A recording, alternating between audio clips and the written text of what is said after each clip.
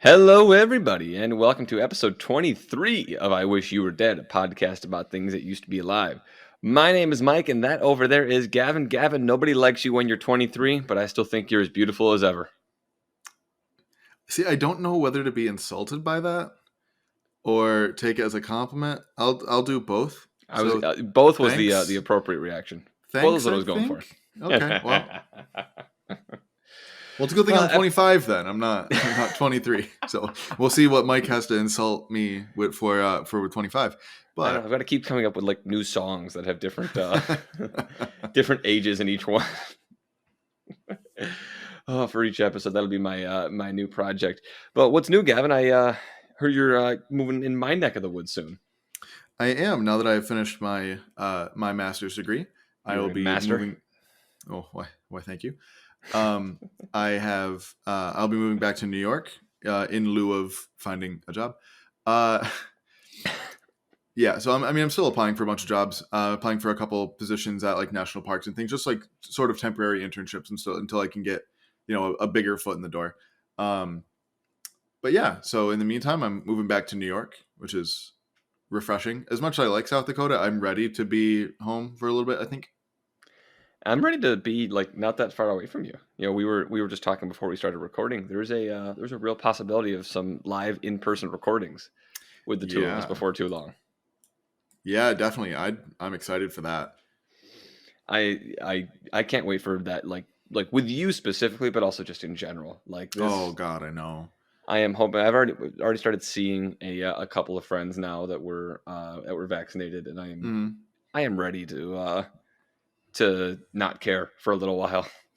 Same. And it's been fairly nice, actually. So, as I've mentioned, my girlfriend is in town. She was in town when we recorded yesterday as well.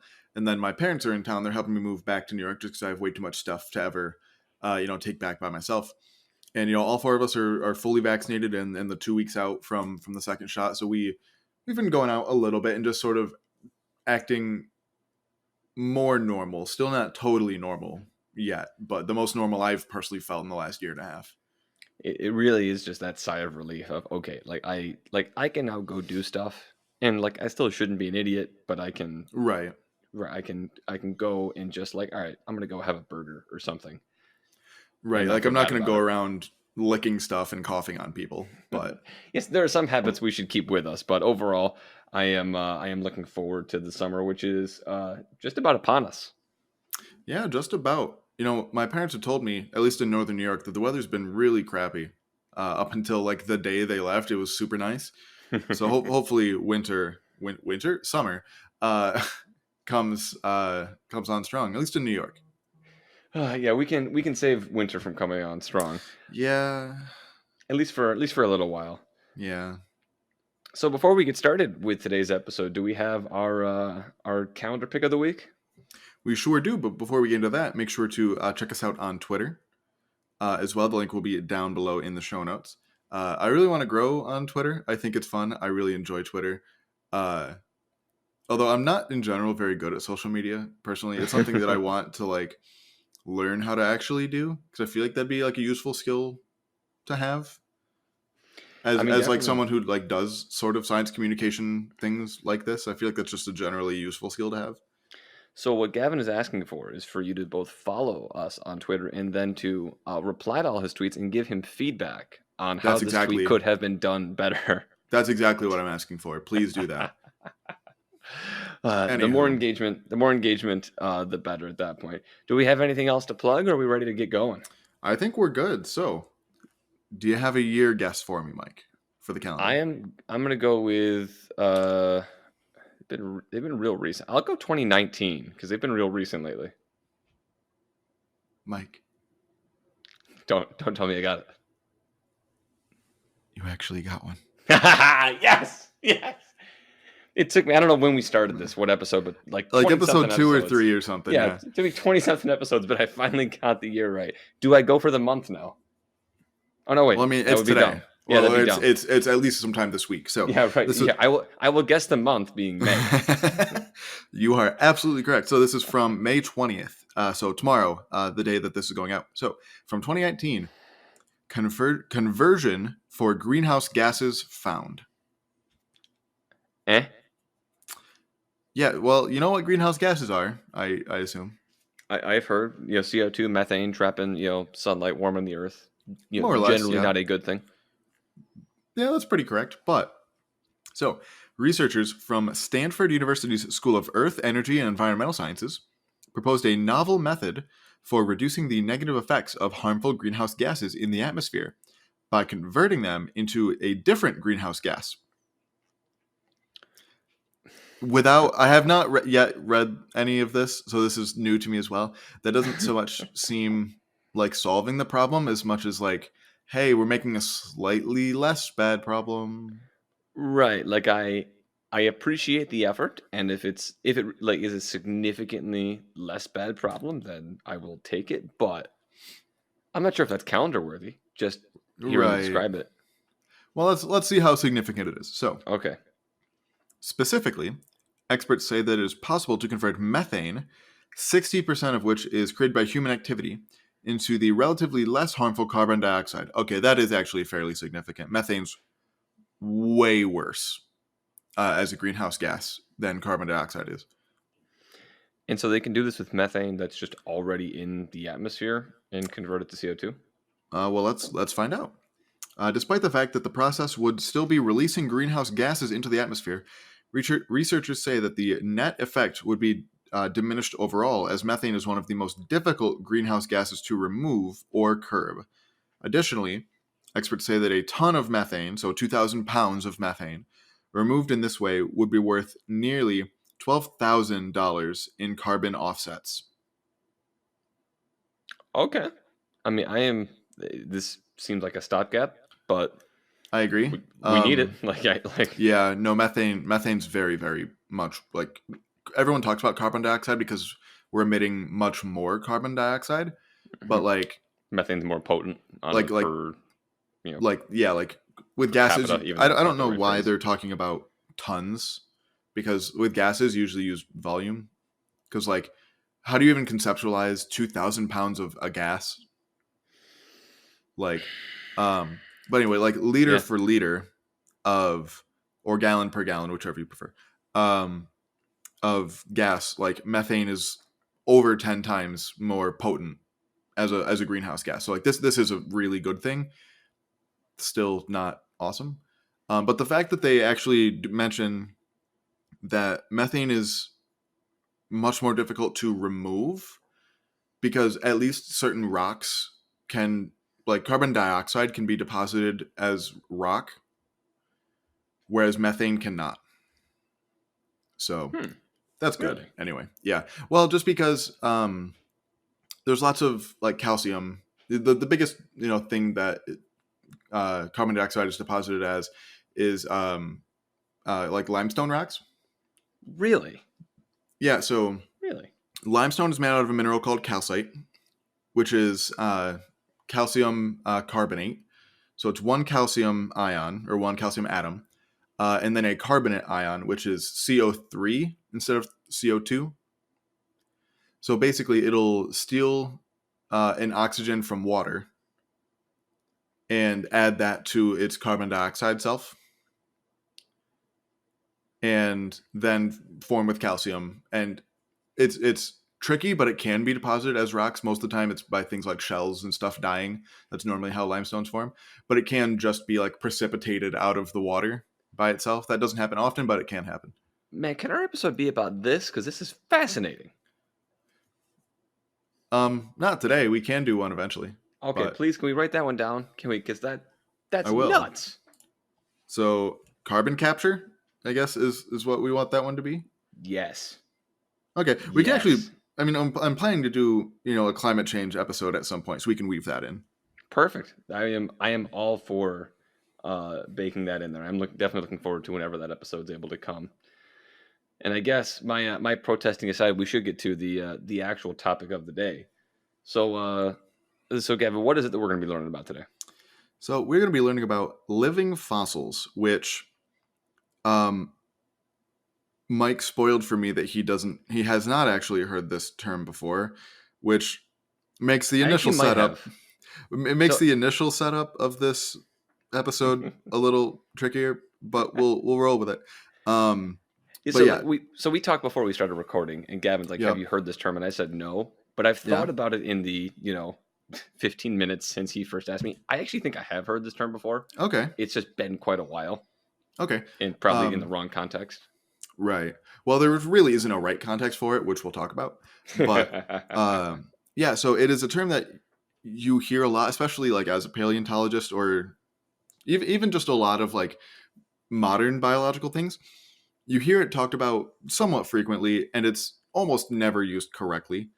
Uh, so I wanted to sort of have an episode about this because I actually just read an article that was published by like a pretty reputable, not like scientific journal, but like science blog, like Science Daily or something like that. One of the more well known, like it doesn't publish new research, but it like publishes more easily accessible articles about new research. Right. So, about a living fossil, and I'm like, okay, this is not. No, A, you're not using it right. B, the thing you're talking about isn't even like new. So like, why are you talking about it? And it was just written very poorly, personally. So I wanted to talk about it. So I'm tempted to like try and define what I think a living fossil is. However, it sounds like Absolutely. that would be a fool's errand. Like I could do the best I could, and yet like that I wouldn't actually be able to do it based on the way you're describing this. Well, I mean, as with everything, I want to get your perspective on it because you're sort of like the lay person in this scenario. So Okay, so absent like finding an old person and calling them a living fossil, sure. I think my understanding is if you have a species that hasn't evolved much over the last X number of years, Hmm. like I feel like ostriches get called this or emus, and I might be way off on that, but like they are living, breathing, like they are running around. You don't need to dig up a fossil to go look at the skeleton of an ostrich. um, but something that hasn't evolved over a very long period of time, and so you can study them now and know what that species was like thousands or millions of years ago. That's I think my understanding of what a living Okay. fossil is. uh, I'm assuming that's wrong, but how wrong am I? So that is generally how most people understand it. There were a couple parts where I like the ostrich thing. I never personally heard like ostriches or emus called living fossils. Um, I may have just completely made that up. Like, um, but yeah, so it's generally used by non-scientists as like something that is not evolved in X millions of years, or things that look nearly the same as they did X million years ago. And the second of those two, where it looks the same, is much closer to a more scientifically accurate, if there even is such a thing, because very few paleontologists that I know actually use this term in like a scientific way. I found almost nothing that like justifies using it in a scientific way. It's mostly just like a colloquial saying. is Um, it a colloquial saying that's actually harmful, or is it just it a saying that is like okay, so I guess that's why we're having an episode about this. Like, not only is it just like a absolutely thing that normal people might say that's whatever, but it's actually causing harm. So it is, what? and we'll get into why it's harmful in a little bit. Okay, well, But I let's want to begin talk with about. Oh yeah, go yeah ahead. some Go examples. ahead. Well, let's begin with kind of some examples, if you can. So I said ostriches and emus, and I've been promptly shut down on that. So like, what would normally get called a living fossil? So it's mostly things. It's kind of hard to describe, but most people like will be familiar with some of these animals. So the first one that most people think of is a coelacanth.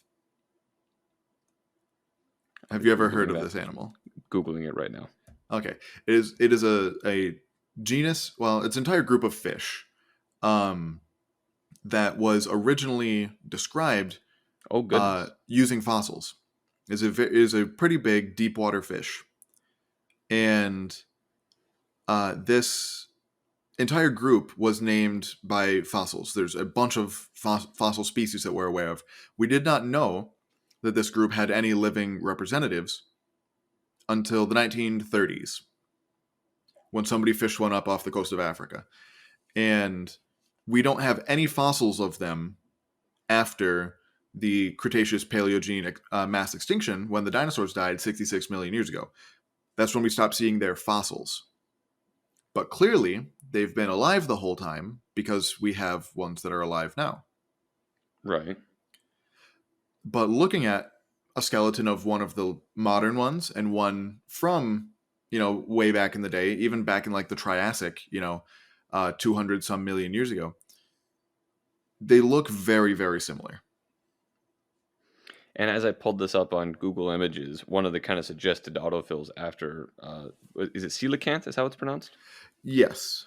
One of the first suggestions is Coelacanth living fossil. Exactly. This is probably like the stereotypical living fossil. Other good examples are things like horseshoe crabs, because they also have not changed much in the last like 400 plus million years. Okay. They look very, very, very similar. And there's many, many examples. There's many examples of like plants that are living fossils. For example, like Ginkgo trees. It's typically the modern ones, I think, mostly live in Asia, if I'm not mistaken. But mostly Asian. Actually, exclusively Asian today. But in the past, they were extremely, extremely prolific. We have all sorts of ginkgo fossils from like Wyoming. So they kind of lived all over the place. But now they're only represented by, I think, a single genus, I think. Oh, wow. Still around today. Maybe in a single species. A single species that is still around today. But they look very, very, very similar to they did way back, when the dinosaurs were kicking around hundreds of millions of years ago. When we say look similar, like, are we, and I'm sorry to step on you there, but when we say look similar, are we just talking about like the makeup of the skeleton, or what? Like, when we say look similar, and that's, how we define living fossil, as, as problematic a term as that might be, what does it actually mean? Like, how similar does something need to look, and what characteristics are we looking for? So, generally, yes, we're talking about like skeletal features, just because with fossils, that's pretty much all we got. Okay. But so I just kind of Googled living fossil and went to Wikipedia, as one does, and so just started looking through just to see, because we've talked about it in some of my classes, but I wanted a little more concrete material sort of just in front of me to sort of reference for this episode. And oh boy, is it weird. So the entire Wikipedia article talks about living fossil as if it is like an actual term that scientists use, which again, to my knowledge, it is not. And they list 3 characteristics that define a living fossil. It says the first 2 are required, the third is not. So the first one is living organisms that are members of a taxon. So a taxon is just like any taxonomic group. Could be a family, a genus, something to that effect. Living members of a taxon that has remained recognizable in the fossil record over an unusually long period of time. So it's something that is around today, that you could look at a fossil from the same group from 200 million years ago and say that is a horseshoe crab. Okay. I'm wondering who defines unusually long period of time, and I assume that's part of the problem. That's pretty vague. The second required one is they show little morphological difference, whether from early members of the lineage or among extant or currently living species. So basically, things from the beginning of when that group shows up look more or less the same as they do today. So like the first fossil horseshoe crabs look very, very similar to today's horseshoe crabs. Okay. And then the third one that is iffy, like this applies to some but not all, according to them, says that there tends to have little taxonomic diversity. So there's not a ton of different species of these things kicking around throughout history. There's, whereas things like, let's see, what's a good example of something that's very diverse, like songbirds, like the little tiny Tweety birds, extremely diverse. Wherever you live, you've probably got at least a dozen, 2 dozen species just living in that region where you live, let alone everywhere else. Whereas things like horseshoe crabs, there's really only ever one species of them around at a time, usually. Maybe a couple. I'm not a horseshoe crab expert by any means. But that's generally sort of a soft third requirement. So I'm trying to wrap my head around why. So like obviously the kind of arbitrariness of both how far back you need to Mm-hmm. go in order for this to count, as well as like how similar is similar enough. Like Mm-hmm. I can see those being fuzzy enough to cause some problems. But just to a layperson, like it seems like if you've got a species that, most experts would agree hasn't changed a whole lot over, the last, blah blah blah years, that well, that seems like it'd be kind of useful. Like, well, now we can study, currently living organisms, and we can see, Mm-hmm. what makes them tick, for lack of a better term that I'm aware of, and have that give us, a better idea as to what the ecosystem was like back at the time period that they first showed up in. That seems like with those caveats, it seems like the kind of thing that would actually be useful. So why is it not? So it's not useful because it gives some really misleading impressions about how evolution works. Okay. Because sort of as you said in sort of your definition at the beginning, it's something that has not evolved in a long time, or evolved much in a long time. I forget exactly how you phrased it, but that is not how evolution works. As we sort of talked about on this podcast before, evolution is a constantly ongoing thing, whether you see it happening or not. The biggest thing is that, so a very, very quick and dirty recap of how evolution works very broadly. Uh, every time your cells, or every time you make, reproductive cells, sperm or egg, they are sort of mixed and matched your genome. So it's only half of your total DNA. And which sort of half gets picked is sort of random. And there's a lot of sort of randomization of your own genome that gets split in half. That combined with sort of the randomization of, the other sex cell when they combine, that produces some new variability, as well as every time that you produce a new sex cell, it's there's a chance for a mutation, or some accident to occur during that process that doesn't get caught by like the body's natural, sort of mutation filtration system, more or less. And over thousands and thousands and millions of years, those little mutations can build up. One of them could end up being helpful for, producing more babies, which then can get that new helpful mutation passed on and so forth for millions of years. Just because something looks the same as it did back then doesn't mean all of those processes weren't going on that whole time. It was still evolving, you know? Mm-hmm.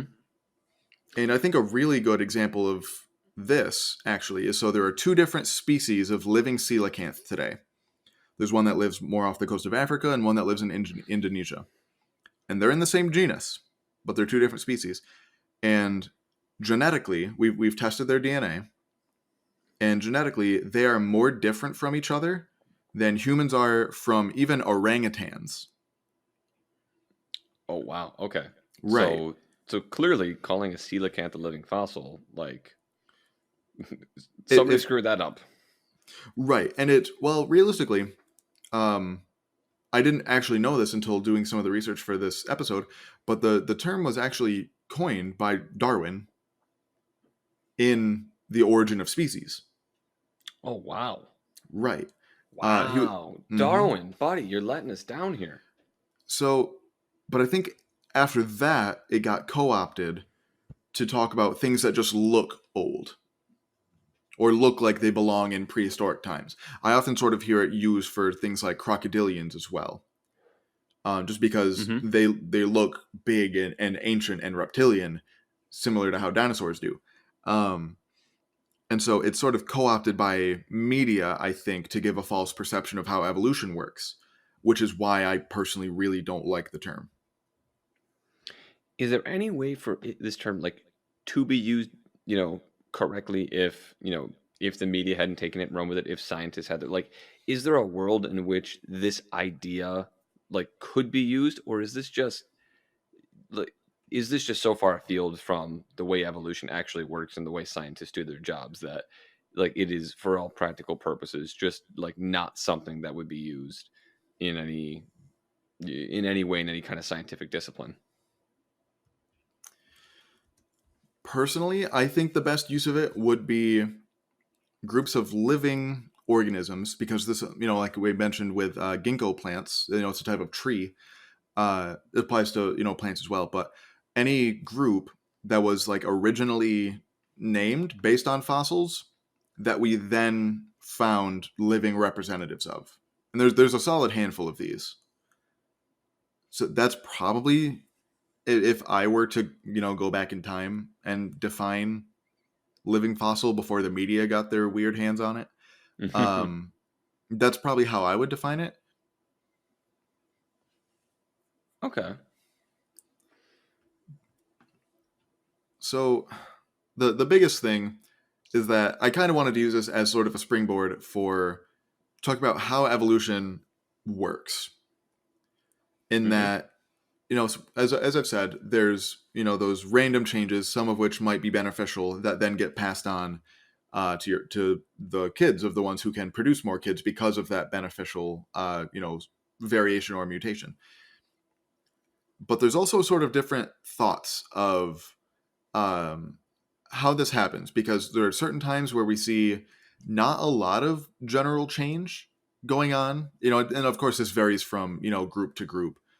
But for example, coelacanths, you know I'll say the Hmm. last 66 million years of coelacanth evolution seems to be pretty slow. There hasn't been, at least morphologically, a lot of change. There's, I'm sure, been some like physiological, different chemical things going on inside their body that we can't really tell from fossils that have changed.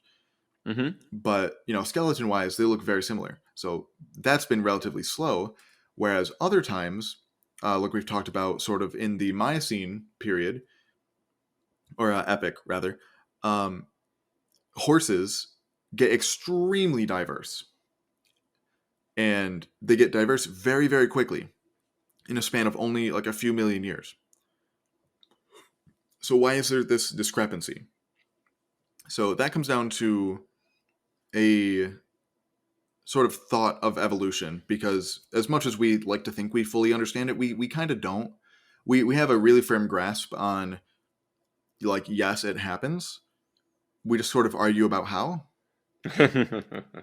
Um, but one of the more convincing sort of models, I guess, is called punctuated equilibrium, which basically means there's long periods of time where evolution happens relatively slowly. And then in between, so that's the equilibria part, not a lot of change. But punctuated in between those long periods of not a lot of change are periods of very, very quick change. So that would be that, the period of quick change would be around when, grassland started to expand, horses started eating grass instead of leaves, and they got very diverse. This sounds like the kind of thing where, like, I guess I have two things I want to say. Number one, like Mm-hmm. on one of those evolution trees, this seems like Mm-hmm. something where there would be one long continuous line Mm-hmm. followed by like a bunch of offshoots coming in rapid succession. Do I have like that idea kind of right? Pretty much, yeah.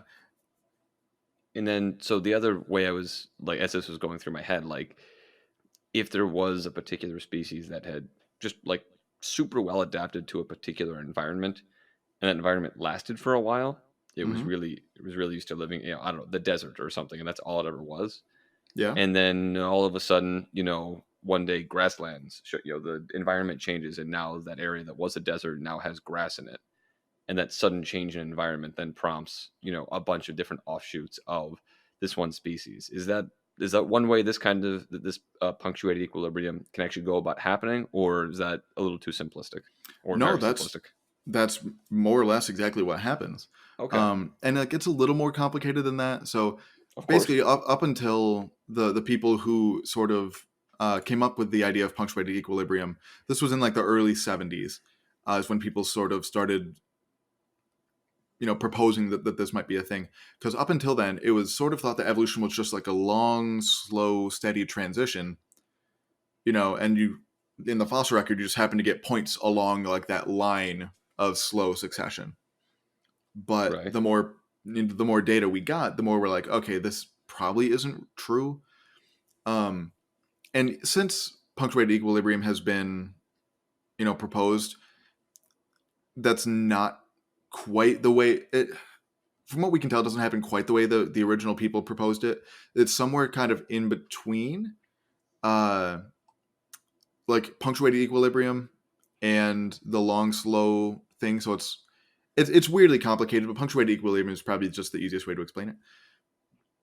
But essentially, like you said, just a long time of something being adapted well enough. I wouldn't say like well adapted, but like they're doing well enough that like if a change happens, it might not necessarily be necessary, because evolution also is sort of also falsely flagged or like talked about in terms of like survival of the fittest.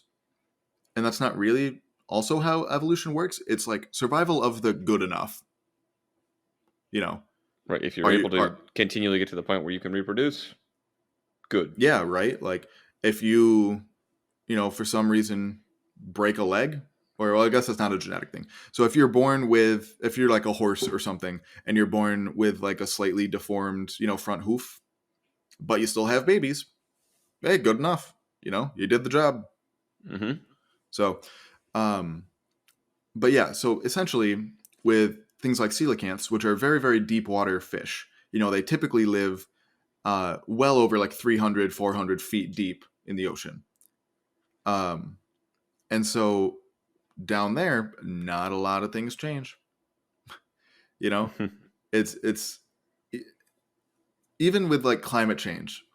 The biggest thing, climate change really isn't affecting like the deep ocean. The biggest thing that's affecting them is like microplastics and plastic garbage from humans. But climate change will take a very long time to affect the deep ocean. Um, and because of that, it's a very stable environment. And the coelacanths, the body structure that they had was good enough for what they do. So they just have not been pressured to change their body plan over the last however many millions of years. In that sense, the like you were sort of saying with a desert, the bottom of the ocean is very much like a desert, but it's been a desert basically forever. It's sort of like a closed loop, like the organisms down there exist without ever knowing like the sun existed. More or less, yeah. I mean, it's not, because most of the things that they eat, like deep water ecosystems, are mostly fed by things that live at the surface, dying Oh, and really? and falling. Yeah, Did not know that. with the exception of things like hydrothermal vents. They have their Yeah, own weird ecosystems, but that's yeah. what I So was like, always thinking. Okay. but no, yeah, they live just sort of in the complete abyss. And basically, and coelacanths are big fish. They can be like 6 feet long or so. Uh, but they basically, little microscopic things toward the surface die, and then they fall and sink. Small fish eat them. Bigger fish eat those. Bigger fish eat those, and so on and so forth. That's how like really, really deep water ecosystems work. Um, That's the whole story. more or less. But yeah, it's just with living fossils, because that article specifically that I mentioned earlier was written about coelacanths. I'm like, okay, but like we've known that coelacanths have been around for nearly 100 years now. So we found the ones off south or like southern Africa ish in 1938, and then the Indonesian ones we actually didn't find until I think 1998 or 1999. So still very recently. Like we were alive. Oh yeah, totally. So still pretty recent, but yeah, it's just not a good term. And this actually brings up another really interesting piece of not quite evolution but paleontology that I wanted to sort of bring up, which is there's a lot of fun terms in paleontology that I like to use, and that are actual official terms, unlike living fossil. All right, so let's learn some real terms. We got punctuated equilibrium. We already got one. Mm-hmm. So, being a history person, I know you're much more recent, like U.S. history, and this is like vaguely historical with like the Bible. But do you know much about Lazarus? I honestly, you could tell me right now you were making the name up. So I am also not all that studied in the Bible, but from everything I can tell, Lazarus is the story of a guy who basically came back from the dead. Oh, I heard another guy that did that. Oh, I'm sure there's yes. I don't know why we don't call them like Jesus Taxa, but I feel like because the term is Lazarus Taxa. Yeah, I don't know why we don't call them that, but we don't. God. New campaign. But yeah, essentially, Lazarus Taxa are species where we don't find them for a long time in the fossil record. So say we find that like something in like the Triassic period, we'll say like 180 or so. Or I guess that's not quite Triassic. So we'll say like 220 million years ago. That's the last time we see a fossil of it. Okay. But then we find another one. Let's see. We'll say like from 220 to 50 million years ago, we don't see any fossils of this group at all. But then at like 40 million years ago, we find one. Okay, I have some questions, but I assume you have some answers to my questions. I do. So go ahead. What do you got? How? Like, are we just bad at finding fossils from that time? Was there something that happened on the Earth that made the fossilization of these organisms not possible? Like, how? Did they just re-evolve? Is that a thing? Is re-evolving a thing, Gavin? Sort of, but not what we're talking about here. I can talk about that in a second, though, because that's also a fun term. Oh, boy. So Lazarus taxa essentially are when a group becomes so rare that you just don't find fossils of it. We've talked before about how like things like bats, in the flight episode, we talk about bats and how they just don't have a very good fossil record because A, they're small and fragile. B, they don't tend to live in places that preserve fossils well. But at least bats are very common. So we do have some bat fossils.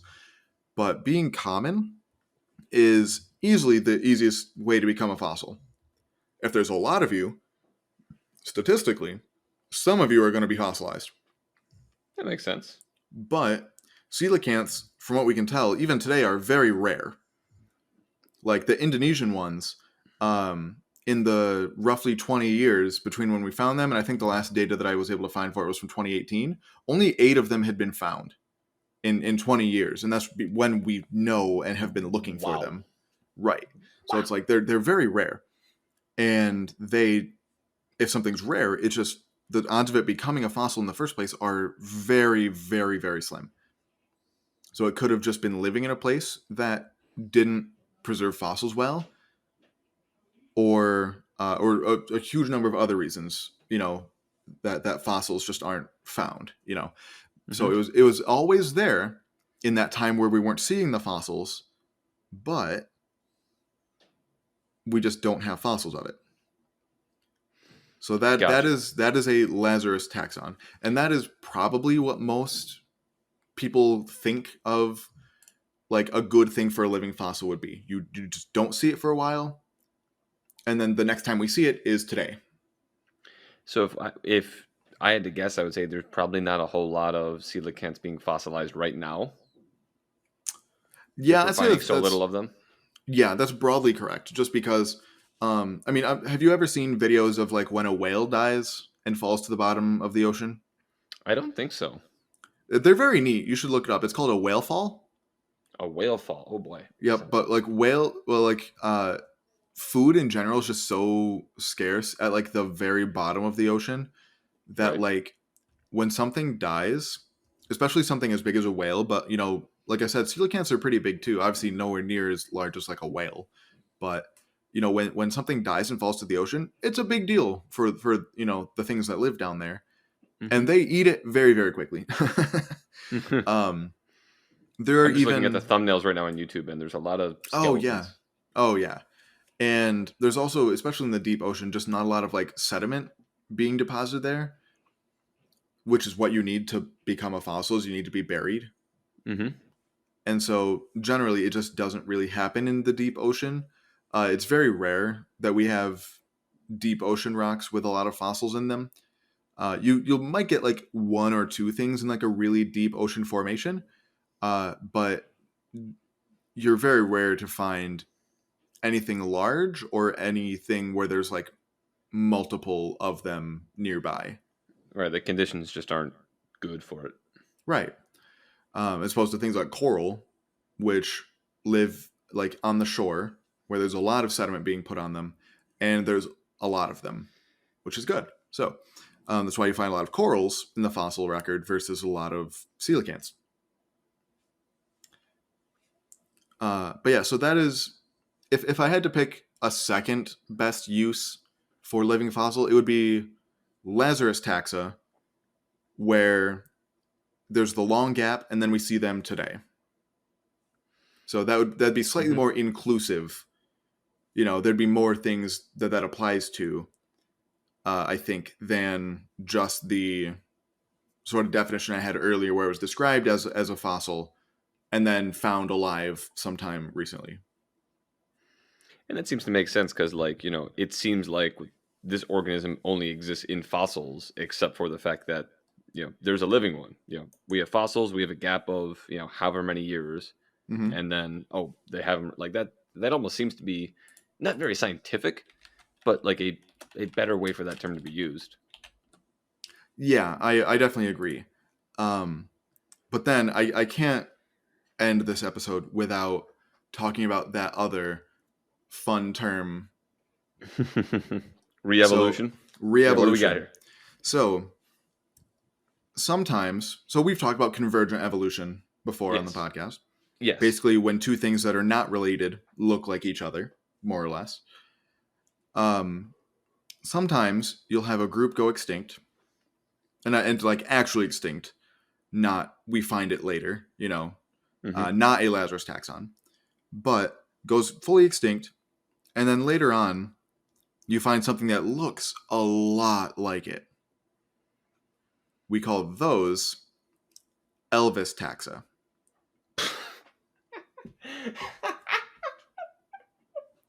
Can you guess why?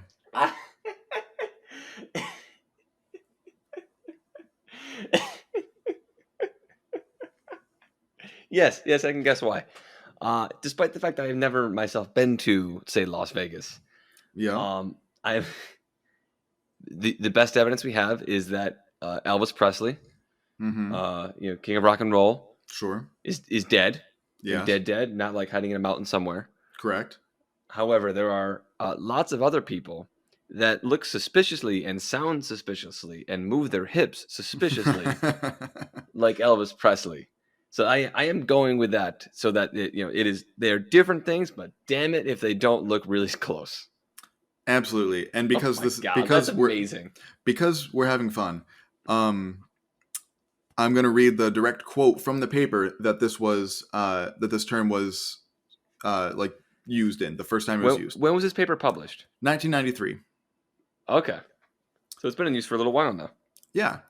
So it says, rather than continue the biblical tradition favored by Jablonski, the person who named Lazarus Taxa and came up with that term, we prefer a more topical approach and suggest that such taxa should be known as Elvis taxa in recognition of the many Elvis impersonators who have appeared since the death of the king.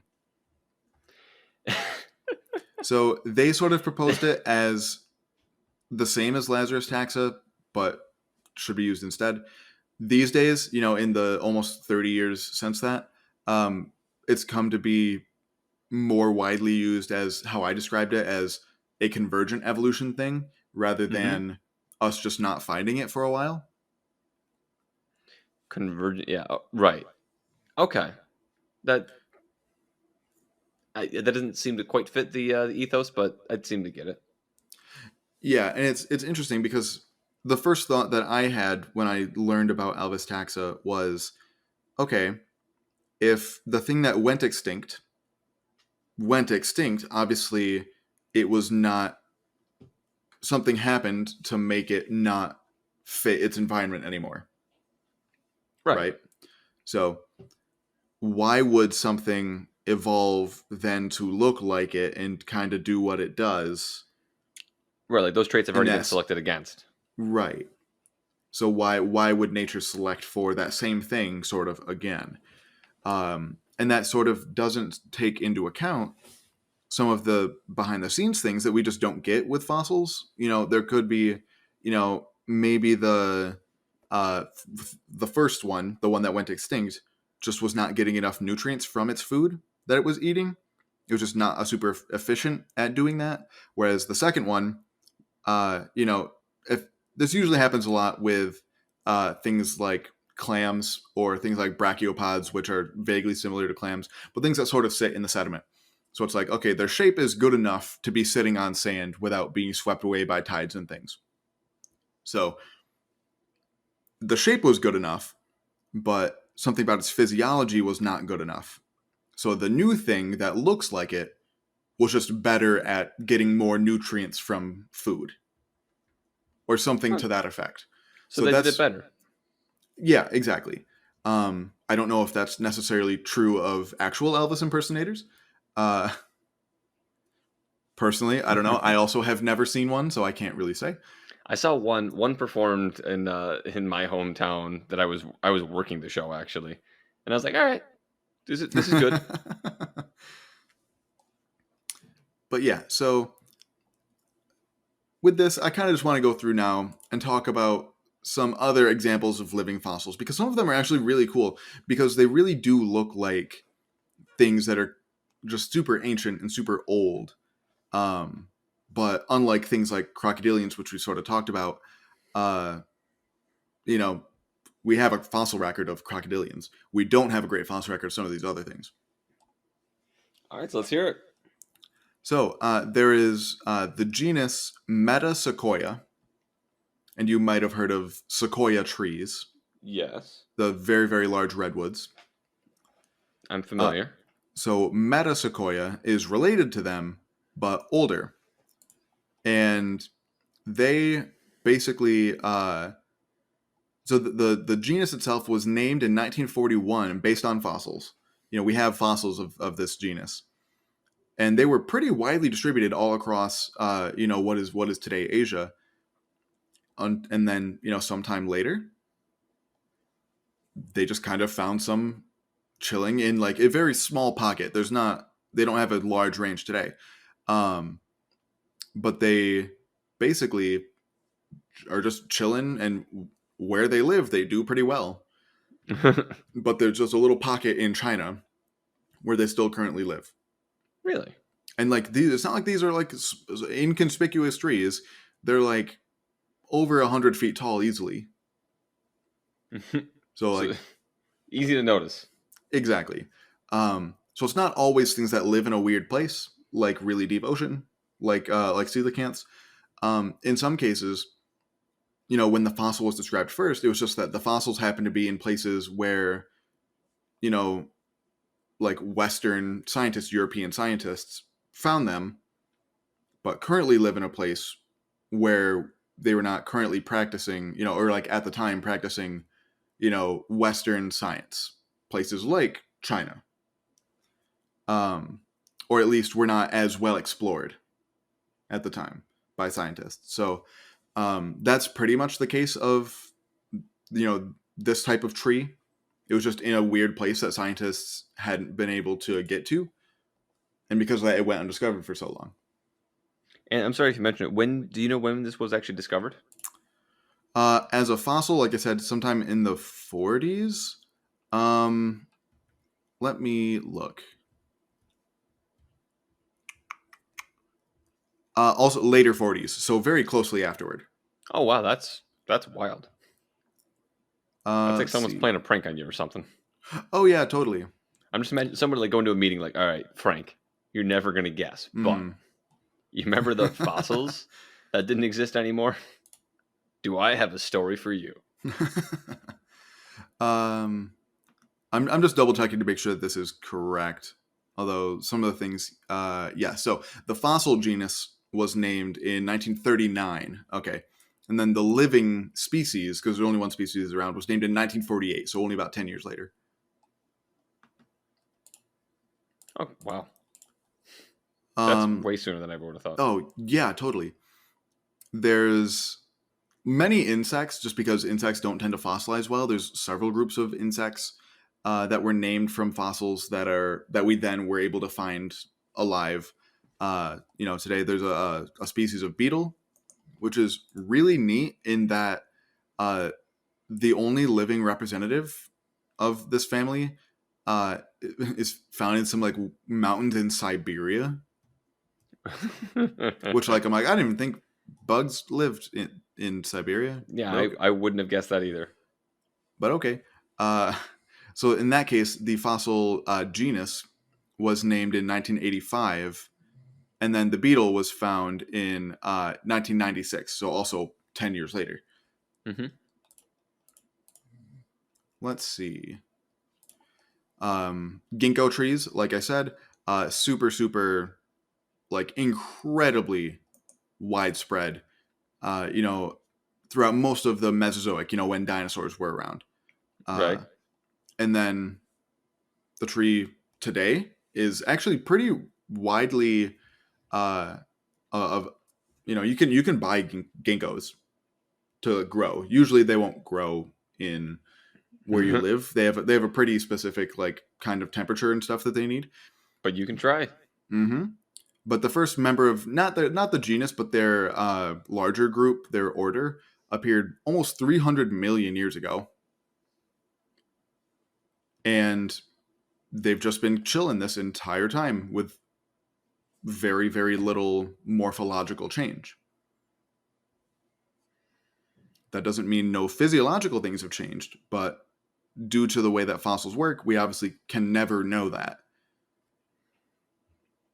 Right. Like we'll never be able to know, the behavior of a particular species, but their bone structure has stayed largely the same.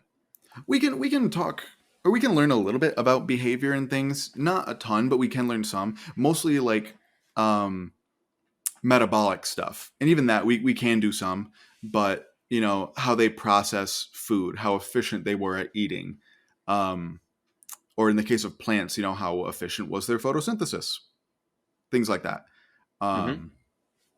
But there's many examples of things that people have referred to as living fossils. You can just literally Google living fossils and go to the Wikipedia page, and there's some really a lot of things that like I would think I'm like, yeah, I think that probably qualifies.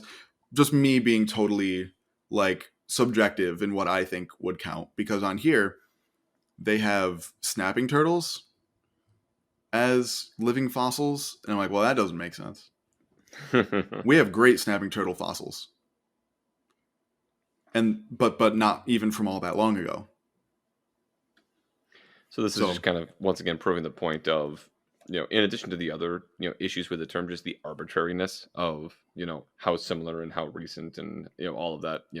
It all comes back to really make this a a useless term for anybody doing anything academic. Oh, absolutely. And you'll find that a lot with like sciencey sounding terms in media where actual scientists are like, we don't use that. Another one that I'm not going to go into, but I'll just mention here is apex predator. That's definitely like a media-ish term. I've heard of that, but don't know what it is. Give me what's the one sentence definition of apex predator that is as the media would define it. Supposedly like the top of the food chain. Nothing eats it. Right. It only eats other things. Things like lions, great white sharks, Humans. big crocodiles, humans. Yeah.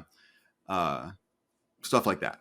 So not Gotcha. really a term that scientists actually use, but media. Well, you can look forward to the running feature of words that aren't actually used on this podcast the further we go. But I believe that about wraps it up. Is there anything else we have left to cover? I don't think so. I just like talking about scientific terminology because obviously we can have a lot of fun with it, as we've seen with Elvis impersonators and the Bible today.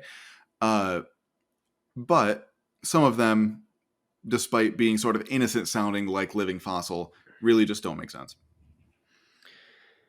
Which is why Gavin is here to explain that to all of you and most importantly to me. So, thank you very much, Gavin. This has been episode 23 of I Wish You Were Dead, a podcast about things that used to be alive.